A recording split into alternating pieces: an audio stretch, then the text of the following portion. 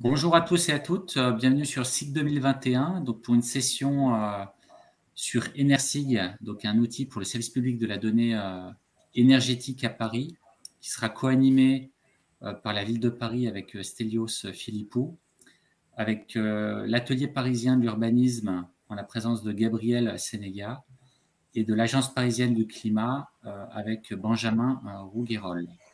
Voilà, donc je vous laisse la main sur la présentation. Et donc, oui, juste pour l'éditoire, n'hésitez pas à poser des questions au fur et à mesure dans le chat. Alors, vu que la session est un peu longue, peut-être je les prendrai à certains moments. Sinon, on privilégiera les prendre en fin de session. Merci à vous. Merci. Merci David. Bonjour à toutes et à tous. Donc moi je suis Stelios Philippou, géomaticien de la ville de Paris. Bienvenue à notre présentation intitulée NRSIG, un outil pour le service public de la donnée énergétique à Paris.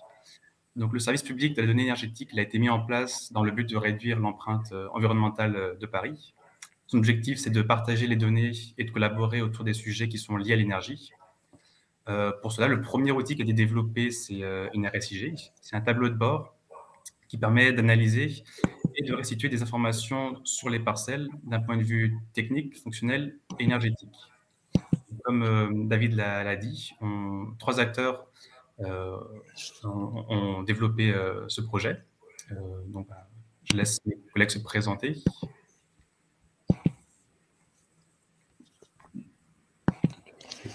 Alors, Gabriel Sénégas de l'atelier parisien d'urbanisme. Je suis ingénieur environnement à l'atelier parisien d'urbanisme donc.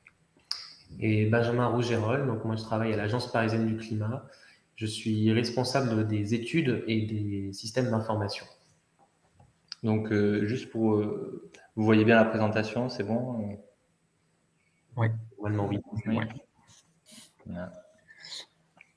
Donc cette présentation va se faire en trois parties. Vous pouvez avancer un petit peu la vidéo. Donc les trois acteurs.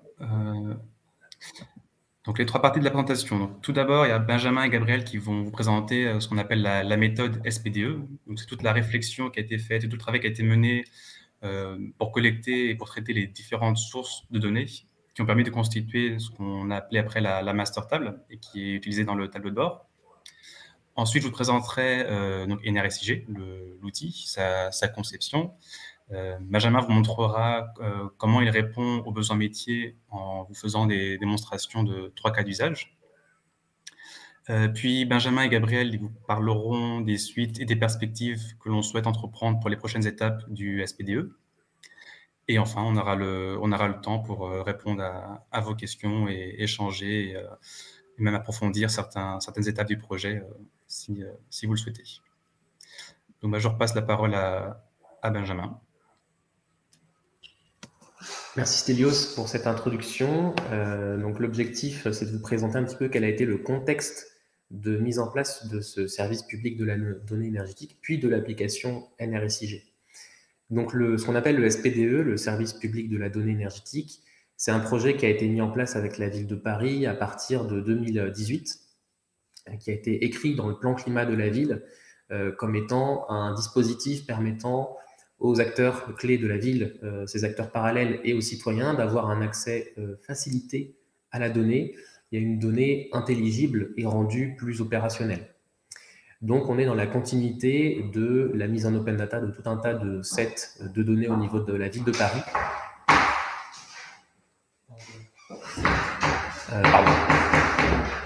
Donc, la mise en open data de tout un ensemble de jeux de données parisiens, mais pas seulement.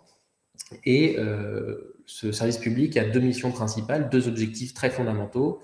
Le premier, c'est de nous permettre d'améliorer notre connaissance du parc bâti et de mettre en place tout un ensemble d'indicateurs et de lectures pour lier les enjeux à la fois du bâtiment et de l'énergie. Et le deuxième, c'est de permettre d'avoir des outils très opérationnels, donc d'aller dans le ciblage, dans les actions de sollicitation et d'accompagnement à terme des maîtres d'ouvrage. Pour le préciser autrement, à l'Agence parisienne du climat, on a un cœur de mission qui est d'accompagner les Parisiens dans la transition énergétique, notamment à travers la rénovation de leur logement, puisqu'à Paris, la consommation d'énergie liée à l'habitat et notamment au chauffage est un des postes majoritaires d'émissions de gaz à effet de serre. Donc, dans le cadre de ce plan climat, on est obligé d'intervenir en priorité sur ce segment-là. C'est pour ça qu'on s'est associé donc, avec la ville et avec la PUR pour aller chercher ces données-là, aller les mobiliser, les comprendre, les mettre en cohérence et créer des outils sur mesure pour nos services pour nous permettre d'aller chercher ces objectifs-là du plan climat. Donc c'est un travail, comme je le disais, qui est collaboratif. En 2018, on a commencé à travailler avec la ville de Paris dans un premier temps, notamment les services énergie, habitat et data. On a eu des échanges techniques qui ont commencé avec les énergéticiens, avec Enedis, GRDF, le réseau de chaleur. Et très vite, on s'est rendu compte des potentiels liés à la data à Paris et l'opportunité de construire des outils en interne avec les solutions villes et avec l'expertise de la PUR. Donc c'est pour ça qu'on a aujourd'hui cette présentation à 3 voix, qui sont les 3 acteurs majoritaires de ce programme, de ce projet de NRSIG. Donc dans un premier temps, l'Agence parisienne du climat. Donc nous, on a été là comme apporteurs du besoin. On a échangé avec beaucoup d'acteurs, notamment de la ville, mais pas seulement. L'État décentralisé avec l'ADRIL, l'ADRIEAT maintenant en Ile-de-France, avec l'ANA, avec l'ADEME, avec tout un tas d'organismes et de structures qui ont à la fois un enjeu data et un enjeu d'action vis-à-vis de la rénovation énergétique. On a construit un besoin, on a établi quelles étaient les grandes questions qu'on se posait, quelles étaient nos problématiques du quotidien.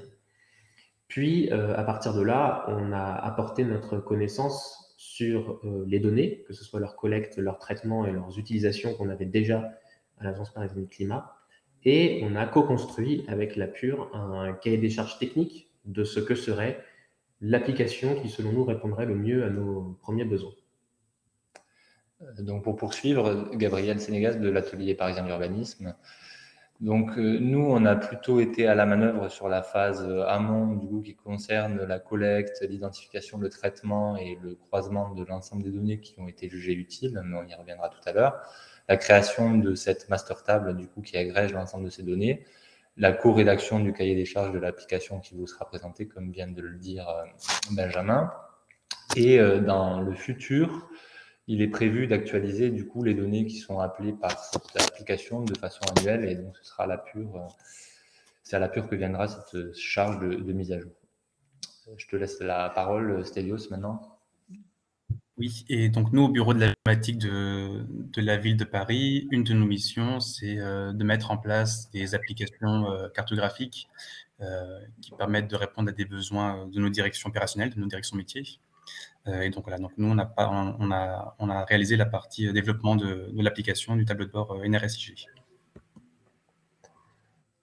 Donc maintenant, je vais poursuivre avec du coup cette phase amont qui est le premier grand axe en fait de constitution du service public de la donnée énergétique et qui concerne les données. Donc la première phase, elle a concerné du coup l'identification, la collecte et le croisement de l'ensemble de données très variées qui peuvent être du coup disponibles soit côté ville de Paris, du côté de l'Agence parisienne du climat, de notre côté à nous, à PUR, ou aussi chez d'autres acteurs comme les énergéticiens ou autres. Toutes ces données sont collectées parce qu'elles sont jugées utiles pour une raison ou une autre pour conduire des politiques publiques sur le volet énergétique à l'échelle du territoire parisien. Donc ces données-là, du coup, on voit sur cette diapositive, elles sont finalement de 3 natures différentes. On retrouve à gauche toutes les données sur les tissus et le cadre bâti qui décrivent du coup la nature des logements et des activités sur le territoire parisien. À la maille la plus fine possible, c'était vraiment une volonté du coup partagée par la ville, l'Agence parisienne du climat et la PUR que de travailler à la maille la plus fine possible. Parmi ces données, on retrouve du coup en tête de gondole les données fiscales de la DGFiP, rattachées aux parcelles cadastrales qui donnent des informations du coup très précieuses sur notamment la nature des propriétaires ou encore les surfaces de plancher des logements, des activités, le nombre de logements, la période de construction des bâtiments. D'autres données du coup qui viennent préciser certaines de ces typologies, comme le répertoire du parc locatif social RPLS, qui renseigne sur le nom des bailleurs et qui vient renseigner de manière plus précise, notamment la surface des logements sociaux et le nombre de logements sociaux à une maille très fine, donc à l'adresse. La base de données commerce à la pure qui recense de manière exhaustive tous les commerces parisiens de rez-de-chaussée selon leur taille et leur typologie, avec une classification très fine en plus de 200 postes. Et c'est un travail issu d'une enquête terrain qui est faite tous les 2 ou 3 ans. Ou encore la base de données équipement, qui est aussi une base de données qui est gérée par la pure et mise à jour de façon continue, qui recense tous les équipements du coup sur le territoire parisien et métropolitain. Une autre base de données qui est utilisée et qui recense l'ensemble des parcelles de bureaux de plus de 1000 m² issus d'un travail collaboratif entre un bureau de recherche et l'atelier parisien d'urbanisme. Ensuite, on retrouve des données plus spécifiques sur les copropriétés, qui sont le sujet un peu central de l'outil NRSIG qui vous sera présenté tout à l'heure, avec le registre national des copropriétés qui renseigne notamment les modes de chauffage, qui sont une information clé. Benjamin vous en a parlé tout à l'heure, des copropriétés, mais aussi le nom des syndics, qui est une donnée très importante pour les acteurs du coup de l'Agence parisienne du climat. Et des données du coup issues de l'observatoire aussi Coach CoPro piloté par l'APC, avec des données très fines renseignées du coup par les copropriétaires directement, mais aussi des données plus prospectives issues de travaux menés par la pure, comme par exemple à l'échelle du bâtiment, des surfaces selon la typologie de murs des bâtiments, à savoir on distingue des murs sur façade, sur rue, des héberges, des pignons, qui sont des murs sur lesquels du coup les interventions d'isolation ne seront pas les mêmes selon la typologie du bâti considéré. Donc c'est des informations très fines et très précieuses pour mener des politiques énergétiques. Ensuite, on retrouve une seconde famille de données qui concerne les réseaux et les consommations d'énergie. Donc, dans celle-ci, on a notamment utilisé des données qui sont disponibles depuis peu pour les collectivités et des acteurs comme l'Agence parisienne du climat, qui sont les données de consommation annuelle à la maille de l'adresse, fournies par les différents énergéticiens. Donc, à Paris, ils sont au nombre de 4. On retrouve la CPCU pour le chauffage urbain, Climespace pour le réseau de froid et de climatisation, Enedis pour le réseau électrique, de distribution électrique, et GRDF pour le gaz. Donc ces données-là sont utilisées, bien entendu. Et ensuite aussi, on utilise des données de tracé de réseau, plus particulièrement celles du réseau de chaleur, notamment pour les parcelles qui seraient non raccordées, ajouter une information quant à la distance de ces parcelles au réseau pour fournir une information un peu intéressante sur leur capacité ou non à être raccordées de manière facile.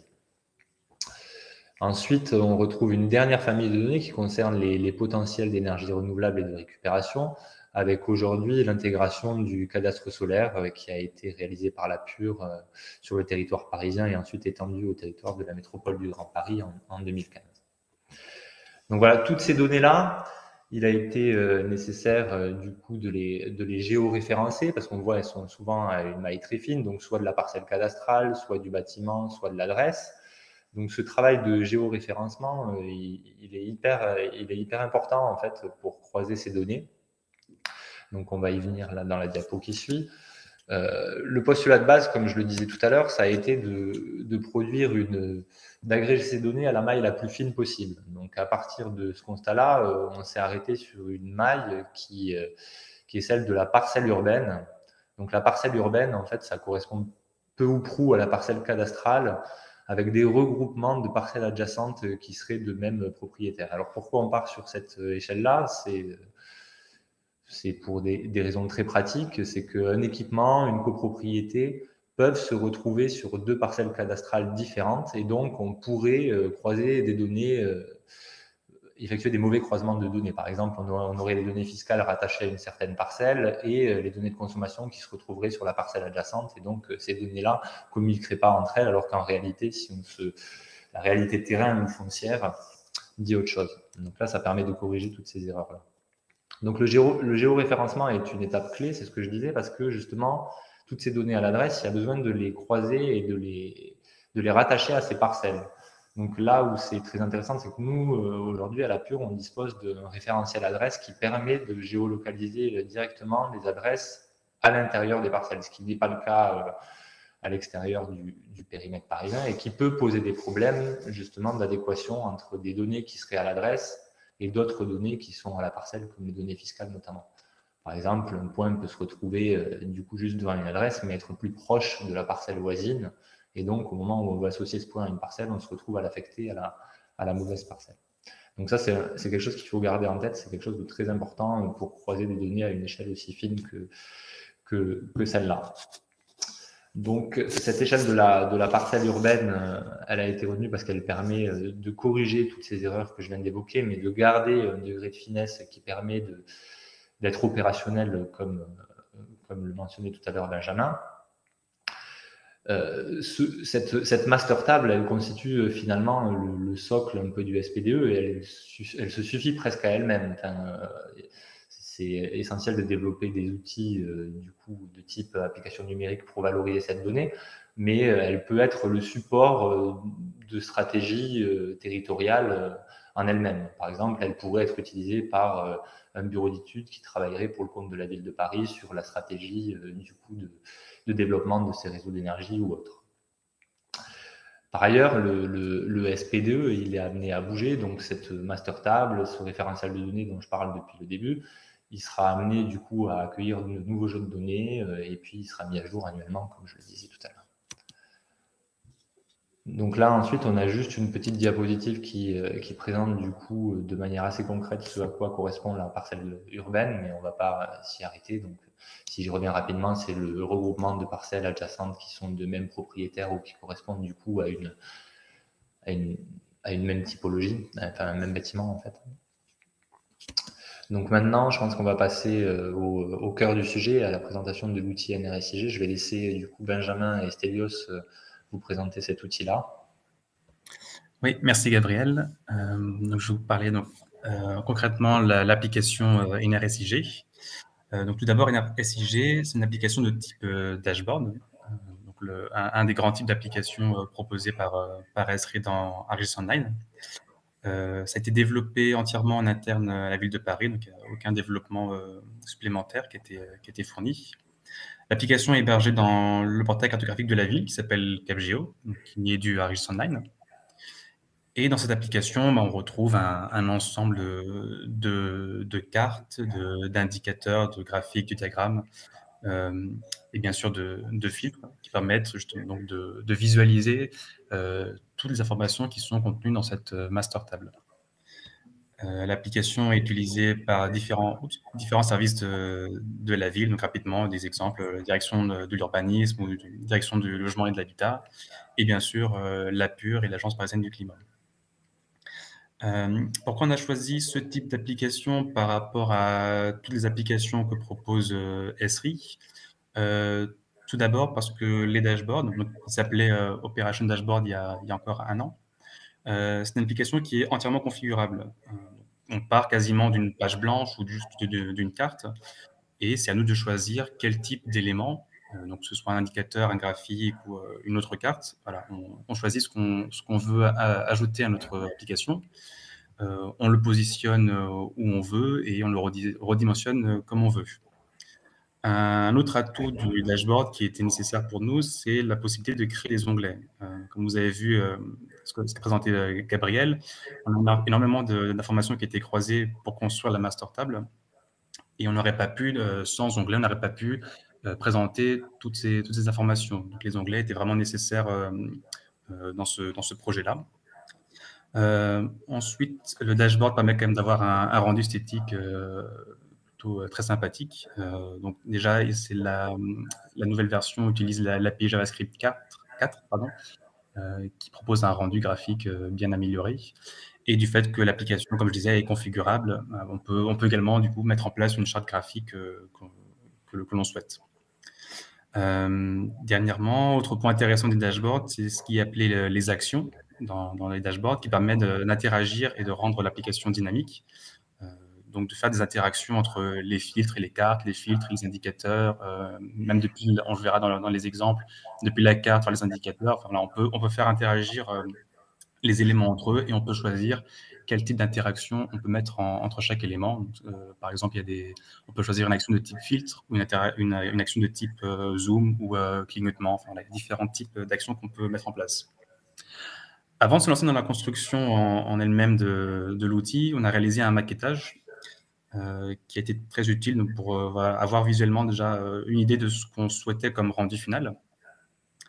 Ça permet aussi voilà, de clarifier ce qu'on veut faire et de bien voilà, d'avoir en tête les différentes catégories d'informations et voilà, déjà de ne pas partir un peu au hasard dans la construction de l'outil. Donc, on a choisi une présentation assez classique, donc avec voilà, tout ça, les résultats finaux qui ressemblent beaucoup à la maquette qu'on avait faite. Donc, assez classique. Hein, donc, les filtres sont forcément à gauche. Donc, on appelle ça, nous, les filtres, mais dans Dashboard, ça s'appelle des sélecteurs. On appelle ça, nous, des filtres. Au centre, nos différentes cartes qu'on retrouve donc avec une symbologie différente selon l'onglet qui correspond à une thématique. Et à droite, nos différents indicateurs avec la partie haute des chiffres clés et en bas, différents graphiques, diagrammes qui sont également rangés par thématique. Et on retrouve plus ou moins les mêmes thématiques entre les cartes et les différents onglets des indicateurs. Donc, je vous propose directement d'aller avec Benjamin voir des cas d'usage voilà, pour voir comment on navigue dans une application de type dashboard et comment elle permet non seulement de restituer des informations, donc le but premier d'un tableau de bord, mais également aussi d'analyser les données qu'on a dans notre tableau de bord. Donc, je laisse la parole à Benjamin. Merci Stelios pour la présentation de l'outil. Donc l'objectif aujourd'hui, c'est de vous montrer de façon très opérationnelle comment on se sert de ce NRSIG aujourd'hui. Alors pour information, on a autour de 60 utilisateurs déjà actifs aujourd'hui, avec en partie des conseillers de l'Agence parisienne du climat, donc des conseillers qui ont au quotidien des relations avec des copropriétés et des particuliers à Paris. On a également des chargés de mission dans les mairies d'arrondissement et des chargés de mission et des opérateurs côté ville de Paris dans différentes directions. Donc, on les a cités brièvement, direction de l'habitat et du logement, direction de l'urbanisme, direction de l'environnement, par exemple. On a choisi 3 cas d'usage, il y en a d'autres. On en a choisi 3 qui sont assez intéressants, qu'on peut dès à présent utiliser au quotidien et qui vont répondre à des questions qu'on se pose assez souvent à Paris. Donc, le premier cas d'usage, c'est la capacité de réaliser des diagnostics territoriaux simplifiés dans l'idée où, sur un territoire donné ou sur une thématique donnée, on va être en capacité d'éditer des chiffres clés, des cartes, des graphiques, des indicateurs pour nous permettre de comprendre notre territoire ou notre segmentation de parc. Donc ici, pour l'exemple, on va aller regarder sur le 19e arrondissement. Donc on va utiliser les filtres comme sur la vidéo. On va recentrer la carte sur le 19e arrondissement. On va se concentrer sur la fonction dominante logement, donc seulement faire apparaître les parcelles où on a du logement en typologie dominante, et aller sélectionner une période de construction particulière. Donc là, on est sur 30 Glorieuses. On a été sélectionné la tranche 1940-1967 ainsi que 68-75, correspondant aux 30 Glorieuses constructions d'après-guerre. Donc là, en quelques clics, je suis sur le 19e arrondissement, je suis un chargé de mission, je suis un élu, j'ai en charge d'accompagner les copropriétés ou j'ai en charge de créer une campagne d'information pour des copropriétés de telle typologie de construction. Et en quelques clics, je sais que dans le 19e arrondissement, j'ai aujourd'hui 288 parcelles concernées pour 756 bâtiments. Et j'ai la déclinaison des différents lots de ces bâtiments par nature, donc avec des lots de logements, la part de logements sociaux, des lots de stationnement, des lots d'activité, des lots de commerce et des lots de bureaux de plus de 1000 m². Donc, avec juste ces quelques clics, j'ai déjà une information assez synthétique, comme vous pouvez le voir, sur mon territoire. Et étant un élu ou étant un agent du 19e arrondissement, je peux avoir assez rapidement une idée de l'envergure de tel ou tel enjeu vis-à-vis de l'arrondissement dans son ensemble. Également vis-à-vis du plan climat qui porte des objectifs chiffrés en nombre de rénovations de bâtiments et de logements. Ici, ce que ne montre pas la vidéo, on a la capacité de changer les chiffres clés en allant regarder d'autres indicateurs. On va retrouver par exemple le même découpage, le même allotissement entre les logements sociaux, les locaux d'activité, stationnement, etc., mais avec un indicateur en surface, en mètres carrés, qui va aussi être important pour, à la clé, déterminer des ratios de surface à rénover ou rénover, déjà rénové, ou par typologie de construction. Et donc, on a également la possibilité de voir, voilà, par exemple, en bas à droite, vous avez un graphique avec les modes de chauffage, enfin les énergies de chauffage plutôt dans ces copropriétés. Et donc, on voit rapidement que, en gros, les 30 Glorieuses dans le 19e arrondissement utilisent du fioul à 5% environ du parc et 14% de chauffage urbain, par exemple. Donc, avec cette information, pareil, on va être en capacité d'aller comprendre assez rapidement l'enjeu du fioul dans le 19e, qui pourrait être très différent de l'enjeu du fioul dans le 5e arrondissement. Et grâce à cette application, on va être en capacité de le savoir. Et donc, vous voyez qu'on peut passer en revue plusieurs types de graphiques avec les périodes de construction, etc. Donc ça, c'est un premier cas d'usage assez utilisé maintenant, notamment avec les mairies d'arrondissement. Le deuxième, ça va être la capacité d'aller sélectionner des parcelles, un ensemble de parcelles à un endroit donné qui vont nous intéresser pour différentes raisons. On va faire défiler la petite vidéo pour que vous compreniez comment ça fonctionne. Donc là, par exemple, je vais aller donc faire une sélection au lasso d'un ensemble de parcelles dans le sud de Paris. Je vais sélectionner mes parcelles et instantanément, je vais avoir mes chiffres clés et mes éléments graphiques qui vont se filtrer avec cette sélection-là. Donc ici, sur l'exemple, j'ai 31 parcelles, 68 bâtiments, 667 logements, etc., etc. Là, on est sur un enjeu de rénovation qui n'est ni à l'échelle de l'arrondissement ou de la ville, ni à l'échelle de la parcelle, mais à l'échelle de l'îlot, qui est une maille stratégique pour la rénovation énergétique à massifier, puisque les îlots constitués à Paris, notamment dans le centre, vont souvent avoir une typologie de construction identique ou très proche, qui vont nous permettre d'aller chercher de la rénovation en groupe, de copropriété, plutôt que de faire immeuble par immeuble. En repérant ce type d'îlot, donc on peut utiliser les deux cas d'usage que je vous montrais, le premier puis le deuxième.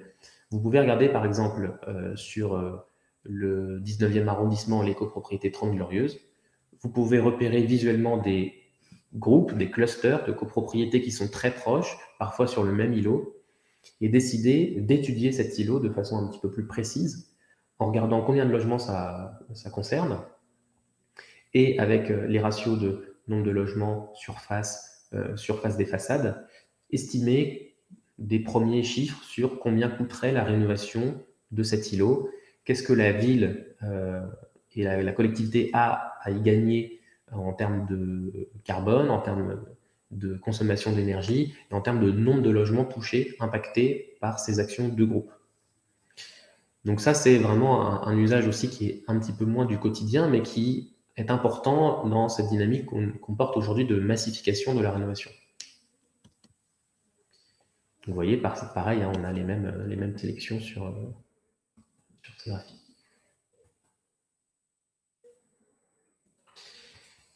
Et donc le troisième cas d'usage que l'on souhaitait vous présenter aujourd'hui, c'est un cas d'usage extrêmement quotidien, qui est l'accompagnement personnalisé. Donc là, je me mets dans la peau d'un conseiller de l'Agence parisienne du climat. J'ai au téléphone une personne qui habite une copropriété à Paris. Cette personne, elle va me poser des questions sur la rénovation énergétique. Moi, en tant que conseiller, grâce à cet outil NRSIG, je vais avoir déjà un certain nombre d'informations sur la copropriété et sur la parcelle. Et donc, je vais être en capacité de comprendre l'environnement dans lequel cette personne habite et avoir déjà des premières clés et des premières portes d'entrée pour accélérer la rénovation de ce bâtiment.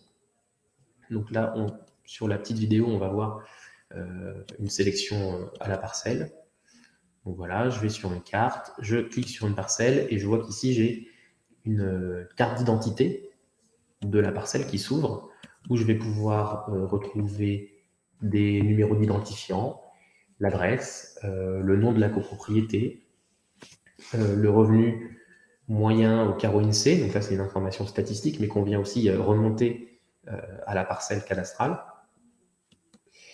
Je vais avoir aussi en dessous, donc là on voit que puisque ma parcelle elle est filtrée, je peux aller regarder pareil les éléments, les chiffres clés, les graphiques, et obtenir des informations sur cette parcelle uniquement. Donc là par exemple, en bas vous avez le graphique des consommations d'électricité annuelles de cette copropriété. Et donc, on voit son évolution depuis 2011, depuis qu'on a des historiques de consommation à Paris, en tout cas disponibles pour nous pour ce type de travaux. Donc ici, premier cas d'usage, ça va être, pardon, ouais. Premier cas d'usage, ça va être, j'ai Madame Michu au téléphone, je vais être en capacité de comprendre sa copropriété. Deuxième cas d'usage, je vais vouloir aller plus loin avec cette personne. Dans la fiche d'identité, je vais avoir le nom du cabinet de syndic. Je vais avoir le montant du fonds travaux. Je vais avoir la date de la dernière assemblée générale. Donc des informations très pratico-pratiques de la vie d'une copropriété et donc de à quel moment je vais l'accompagner, à quel moment il est pertinent de la rappeler et qui est le bon contact pour faire avancer le sujet. Et donc, pour terminer sur ce cas d'usage du quotidien, les consommations d'énergie, certes, nous aident à faire un état des lieux à l'instant T de la consommation d'énergie passée, annuelle, moyenne de cette parcelle, mais a vocation à devenir un outil de suivi des consommations dans le temps, notamment pour évaluer la pertinence des rénovations énergétiques effectuées. Quand on va connaître, nous on accompagne aujourd'hui, on a accompagné un petit peu plus de 200 copropriétés à Paris qui ont fait des travaux. On va pouvoir aller sur chacune de ces copropriétés, regarder l'historique de consommation et constater ou non les variations suite aux travaux. Donc là, on est dans un enjeu pour la collectivité de qualifier les travaux qui ont été réalisés, notamment au regard des aides publiques versées et des dispositifs d'accompagnement qui sont mis en place, vérifier la pertinence et la performance de ces dispositifs. Donc c'est vraiment un outil qui est à la fois un outil de connaissance du territoire au sens large, mais également un outil assez fin presque de diagnostic de copropriété, même si le mot est un peu fort, mais de diagnostic de niveau 1 sur l'ensemble des parcelles de la ville de Paris.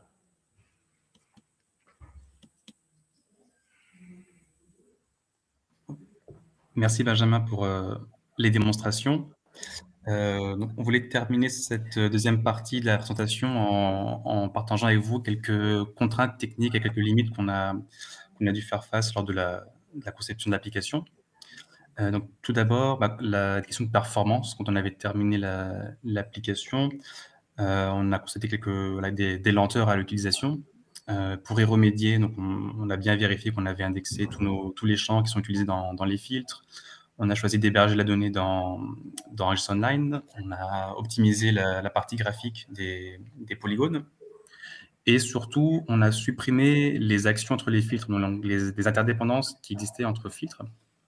Donc, ces lenteurs-là, évidemment, elles sont dues au fait que on a une donnée qui contient environ 75 000 parcelles, on a 6 cartes, on a 24 filtres, on a 25 indicateurs et 10 graphiques et diagrammes qui sont tous entre eux reliés par ces actions. Donc, ça faisait quand même beaucoup de requêtes à chaque fois qu'on utilisait l'application. Et ce qui nous a fait gagner beaucoup de temps, c'était de justement supprimer les actions entre les filtres, donc ces interdépendances. Donc ça, les actions de performance arriveront peut-être pas forcément pour tous les projets, mais voilà, quand vous avez comme nous une quantité très conséquente de données à afficher, voilà, ça peut créer quelques lenteurs. Un autre usage qui était demandé au tout début, qui n'existait pas, c'était de pouvoir exporter ces données. Donc on savait que l'export CSV était dans la roadmap d'Esri. Et depuis septembre dernier, depuis la dernière mise à jour d'Regis Online, on peut activer pour chaque élément, donc que ce soit un indicateur ou un graphique, on peut activer l'export CSV, pardon. Et on a en bas à droite de l'élément une petite icône qui permet d'exporter soit la totalité, soit les entités sélectionnées par les différentes filtres, voilà, les différentes façons qu'on a de filtrer les données comme on a vu dans les cas d'usage. D'autres petites limites qu'on a vues sur la slide suivante concernant là, les filtres et les indicateurs. Donc, initialement, dans la maquette, on aurait bien voulu pouvoir regrouper nos différents filtres par thématique. Donc, on avait des thématiques plutôt sur la description du bâtiment, d'autres plutôt sur la consommation d'énergie. Donc, ça, c'est pas pour l'instant encore possible. Alors, pareil, c'est dans une idée aussi d'ergonomie, comme on a pas mal de filtres, on aurait pu penser qu'on pouvait les regrouper et peut-être les masquer les catégories. Donc, voilà, c'est pas majeur comme contrainte. Ce qui était peut-être un peu plus impactant, c'était on ne peut pas regrouper les valeurs. Donc, ce que je veux dire par là, c'est lié à l'image qui est à droite dans la slide. Pour avoir ce type de classification dans les filtres, on ne peut pas le faire directement dans les filtres. On ne peut pas choisir ses propres classes. Et donc, pour y remédier, on a dû ajouter un nouveau champ dans la table pour pouvoir faire des classifications comme on le souhaitait. Donc, voilà, une fois qu'on le sait, voilà, il faut y penser dès la conception de la donnée, que si on souhaite avoir des classifications dans nos filtres, il faut le préparer en amont dans la donnée. Un autre usage qu'on aimerait voir apparaître, c'est de pouvoir réinitialiser tous les filtres. Encore une fois, c'est parce qu'on en a beaucoup. Et quand on active un filtre, il n'y a pas de manière visuellement... on ne peut pas voir visuellement quels filtres sont activés. Par exemple, le titre du filtre n'est pas en gras ou plus grand ou d'une autre couleur. Du coup, là, pour l'usage quotidien, ce serait assez pratique d'avoir un bouton qui permet de réutiliser tous les filtres en un clic. Pour les indicateurs, donc pareil, pour l'histoire de regroupement de valeurs, c'est la même chose que les filtres. Il faut y penser en amont dans la structuration de la donnée.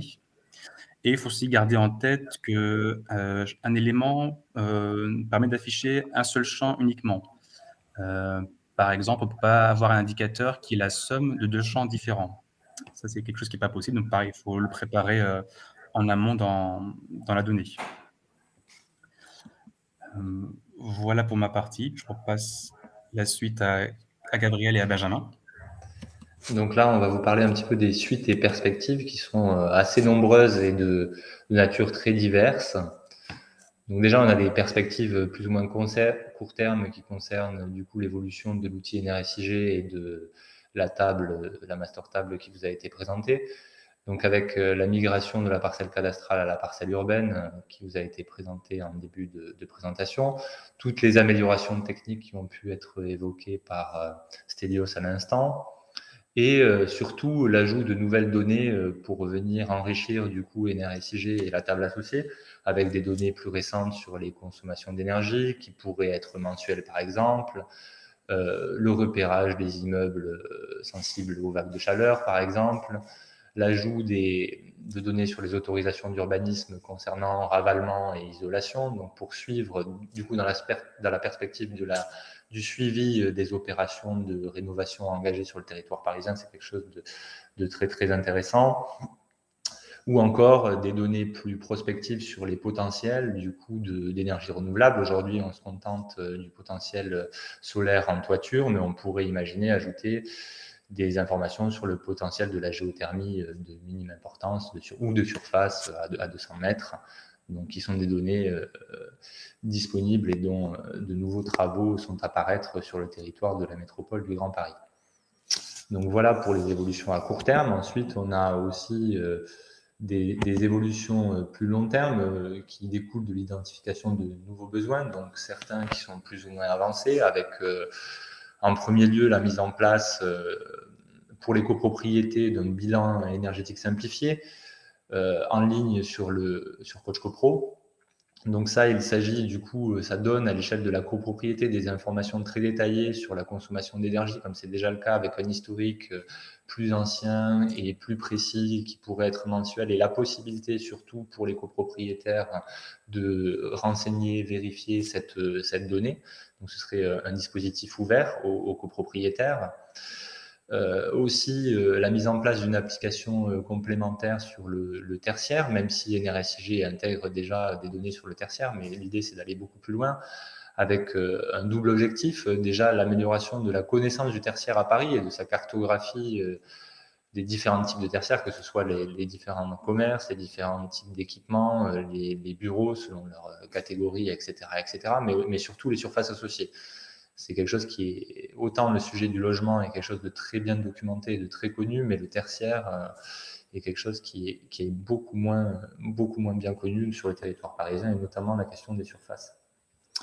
Mais aussi dans un second temps, le suivi du coup des consommations d'énergie de ces différents tertiaires avec, comme pour les copropriétés, comme cela vous l'a été présenté par Benjamin, l'enjeu de suivre des opérations d'efficacité énergétique qui auraient pu être mises en œuvre par différents acteurs, voire d'identifier des typologies tertiaires sur lesquelles il y aurait des pistes d'optimisation liées à une meilleure régulation, par exemple pour des équipements publics qui seraient raccordés au réseau de chauffage urbain avec une mauvaise adéquation entre la puissance souscrite et les besoins réels du bâtiment. Enfin, bon, voilà, c'est à la fois révéler du coup des potentiels d'intervention et suivre du coup des actions réalisées pour mesurer leur efficacité. D'autres sujets identifiés mais qui sont plus hypothétiques, une application qui pourrait être mise en place sur le sujet de la précarité énergétique, même si là, le manque de données ou la difficulté de caractériser ce sujet par la donnée est très important. Ensuite, des choses qui ne sont pas forcément prospectives et qui ne nécessitent pas forcément la mise en place d'une nouvelle application, c'est, comme je le disais en introduction, le fait de mettre à disposition une donnée qui serait utile pour la ville de Paris dans le cadre du coup de la stratégie qu'elle peut mener sur ces grands réseaux d'énergie, dans le cadre de la rédaction de schémas directeurs par exemple, et ou de renouvellement de concessions. Donc là, quelque part, l'outil NRSIG y répond déjà en partie avec la possibilité d'exporter une donnée qui peut être utile à la définition du coup de ces stratégies. Mais peut-être on pourrait imaginer aller plus loin, donc ajouter des données qui soient plus précises sur les réseaux, sur les consommations ou autres. Ensuite, il y a des pistes d'une autre nature, mais là je vais laisser Benjamin vous en parler, avec l'exportation de la méthode vers d'autres territoires. Oui. Donc ce qu'il faut bien comprendre, c'est que le SPDE, c'est vraiment une méthode qui couvre un ensemble de livrables. La master table en soi est le premier livrable de ce service public de la donnée énergétique, et tous les services qui vont autour, qui vont à la fois du partage de cette information et de cette donnée et la mise en cohérence avec des éléments graphiques ou SIG comme NRSIG, ça c'est la deuxième brique de ce SPDE. L'intérêt qu'on a aujourd'hui, nous, c'est de partager la méthode, donc partager la façon dont on a conçu ces outils, avec qui, comment et pour répondre à quels besoins. La ville de Paris, ce n'est pas la seule collectivité en France qui se pose la question de comment améliorer l'efficacité énergétique des bâtiments et comment aller toucher plus de copropriétés ou plus d'habitants sur ces questions-là.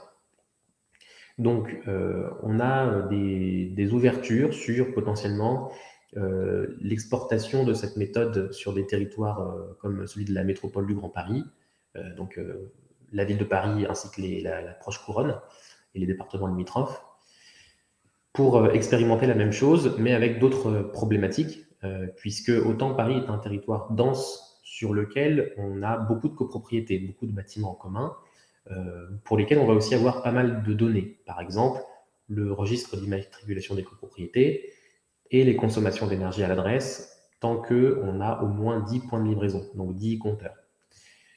Sauf que lorsqu'on regarde des territoires où le tissu est plus lâche, on a moins de copropriétés et les copropriétés peut-être de plus petite taille, on va être sur un tissu pavillonnaire beaucoup plus important, notamment, pour lesquels on n'aura pas de données sur les consommations d'énergie, on n'aura pas forcément de données non plus sur les habitants. On n'aura pas de syndic de copropriété, on n'aura pas ce type d'informations.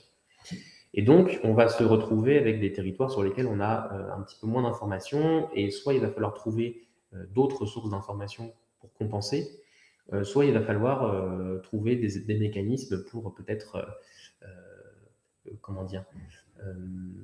imaginer ou reconstituer des données, reconstituer un mode de chauffage à partir de tel ou tel indicateur. Et donc, c'est un travail qui est un petit peu plus complexe à mener. En tout cas, il n'empêche que cette méthode d'identification sur les copropriétés et sur bâti est globalement très fonctionnelle aujourd'hui. L'objectif, c'est vraiment pour nous de partager cette méthode, puisqu'on est vraiment dans une visée service public. La ville de Paris est une collectivité, la PUR est une agence d'urbain et l'APC est une association de format agence locale de l'énergie et du climat. Donc on œuvre tous dans ce qu'on pourrait appeler de façon très générique le bien commun, ou en tout cas le bien pour la collectivité. Donc, dans ces perspectives, on partage, donc c'est ce que l'on fait aujourd'hui aussi avec vous, et merci pour votre attention. On partage notre travail, la méthode, donc la méthode qui contient à la fois les éléments de concertation avec les bons acteurs, comment se poser le bon besoin, comment comprendre les données auxquelles on a accès aujourd'hui en tant que territoire, et en même temps, comment on a mis concrètement en place un SIG, avec quelles données, dans quel ordre, avec à quelle maille agréger la donnée. Pardon. Donc, si vous êtes un territoire intéressé, vous pouvez revenir vers nous avec grand plaisir pour qu'on puisse vous faire des présentations peut-être plus complètes, avec plus de détails, avec plus d'éléments techniques aussi. Parce qu'il y a vraiment un constat aujourd'hui quand on échange avec des territoires plus ou moins grands, parfois des régions, parfois des métropoles. Il y a une méconnaissance en fait importante de la donnée qui est disponible. Souvent, on se contente, entre guillemets, de données de fichiers fonciers ou de données très locales sans connaître les données de type registre des copropriétés, sans connaître la mise en open data des données de consommation, sans connaître toutes ces informations qui sont extrêmement riches et qui peuvent assez simplement être mises en cohérence pour avoir des politiques publiques très, très efficaces. Et donc, dans les perspectives à venir aussi, à Paris, il y a le fait d'utiliser ces applications-là, au pluriel, au quotidien, de façon plus marquée, avec plus d'agents, avec plus de personnel, pour être dans l'opérationnel complet. Ce que disait Stelios il y a un instant sur l'ajout de fonctionnalités d'export CSV, pour nous, c'est capital, parce que quand vous faites une sélection de... Par exemple, on a fait des campagnes sur les copropriétés chauffées au fioul. Quand vous faites 19e arrondissement, copropriété fioul, vous avez tout de suite les adresses et les noms des syndics de copropriété qui vous intéressent. Et ce CSV, vous l'exportez, vous pouvez faire des courriers, vous pouvez faire des campagnes d'appel, vous pouvez même faire du porte-à-porte si vous avez envie. Mais en tout cas, vous avez dans les mains l'essence de ce qui est nécessaire pour faire vos actions opérationnelles. Et ça, c'est vraiment la grosse plus-value de ce qu'on a mis en place à Troyes avec la ville et avec la PUR.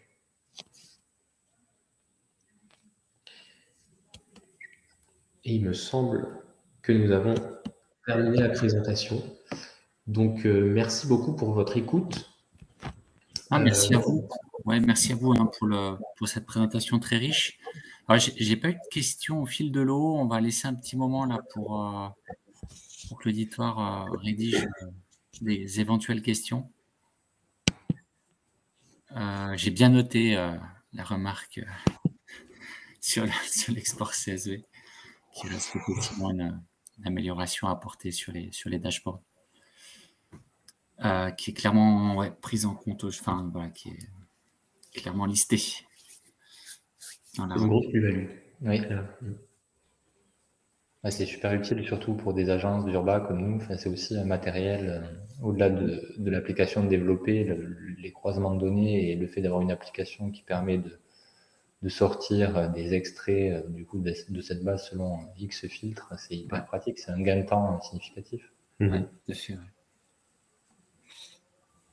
Pas de questions pour l'instant.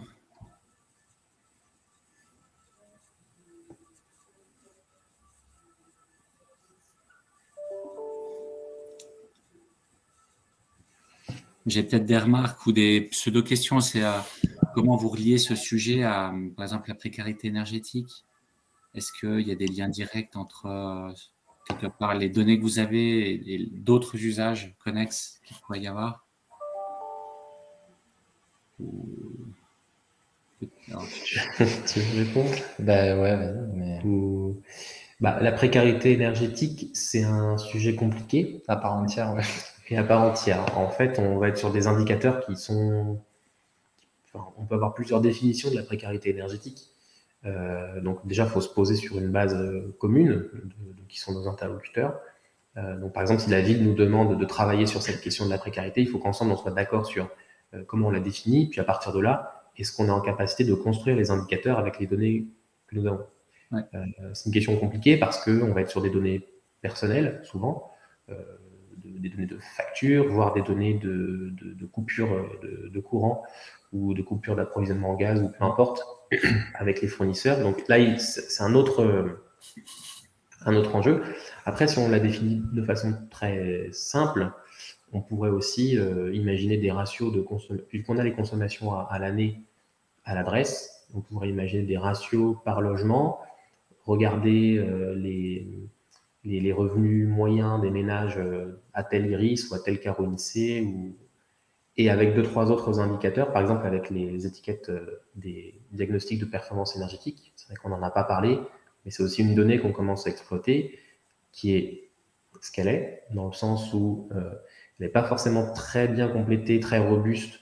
Il y a plein de biais, mais c'est quand même une information, quand on la regarde d'un point de vue statistique, qui est intéressante. On pourrait prendre quelques indicateurs et construire un indicateur fictif de potentiellement, à cette adresse, il y a des chances qu'il y ait de la précarité énergétique. Donc c'est un sujet qu'on peut mettre sur la table, clairement, mais encore une fois, il faut bien définir ce qu'on a envie de faire avec ces outils-là. Ouais, c'était le sens de ma question. Mais oui, comme l'a dit Benjamin, ça demande du coup de récupérer les données qui ne sont pas disponibles aujourd'hui en open data, même pour les collectivités ou acteurs comme l'Agence parisienne du climat. À savoir des données de coupure en alimentation, etc. C'est important de dire aussi qu'ici, dans cette application-là, on n'a pas de données personnelles. On est soit sur de l'open data, soit sur des données pour lesquelles la collectivité a un accès. On n'a pas de nom, on n'a pas de numéro de téléphone, on n'a pas de coordonnées. C'est presque dommage pour nous parce que quelque part, ce serait le meilleur moyen de faire de la massification de rénovation. Mais forcément, on respecte la règle sur la donnée, quoi. Même si on n'est pas sur de la donnée du coup personnelle, mais on n'est pas non plus sur de la donnée grand public. Donc ça, c'est important de le préciser. On est sur un outil qui est aujourd'hui accessible, comme on le disait au départ, seulement pour des structures, du coup, comme la Ville de Paris, l'Agence parisienne du climat ou nous à Pure, parce qu'elle utilise des données fiscales ou des données de consommation à la maille adresse qui sont aujourd'hui non disponibles pour le grand public. Ouais.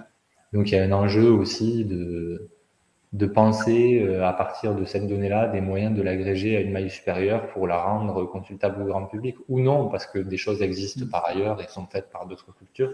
Mais en tout cas, la question reste ouverte et il faut qu'on se la pose, quoi. Ok. Ouais, j'ai pas de questions. Je vous propose peut-être de clôturer. Je sais pas, vous aviez un dernier mot éventuel? Pas forcément. Moi, j'ai un dernier mot, c'est un appel aux territoires et aux collectivités qui nous écoutent. Saisissez-vous de ces données parce qu'elles sont très utiles. Elles ne sont pas si compliquées que ça à utiliser ou à récupérer pour vous. Et il y a un vrai enjeu derrière parce que c'est vous qui les utilisiez et pas le secteur privé. Expérience personnelle, moi je travaille dans la rénovation.